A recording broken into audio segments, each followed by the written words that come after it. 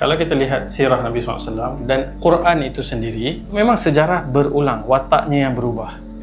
Ketika Nabi melalui, ni fasa-fasa yang sukar ni, bahkan dalam waktu boykot ni, Nabi terima peringatan tentang kisah-kisah Nabi terdahulu. Nabi Yusuf, Nabi Nuh, Nabi Lut. Dan Allah sebut dalam Quran, nahnu naqussu 'alaika min amba'ir rusuli ma nuthabbitu bihi fu'adak. Aku ceritakan kepada engkau wahai Muhammad sallallahu alaihi wasallam kisah nabi-nabi yang terdahulu untuk menguatkan hati engkau kerana sejarah itu berulang. Dulu mereka lebih kejam. Sebab tu Allah akan kata kat Quraisy, Quraisy, kau ingat dulu Firaun dia ada binaan-binaan yang kalau orang tengok tu orang rasa memang macam Tuhan. Kau bina apa je pun kau sombong macam Tuhan. Mereka telah dihancurkan. Engkau juga akan dihancurkan kalau kau terus begini. So Nabi SAW menghadap dengan kaum yang menyakitkan dia. Nabi dengar kisah Nabi Musa dengan Bani Israel yang cukup menyakitkan.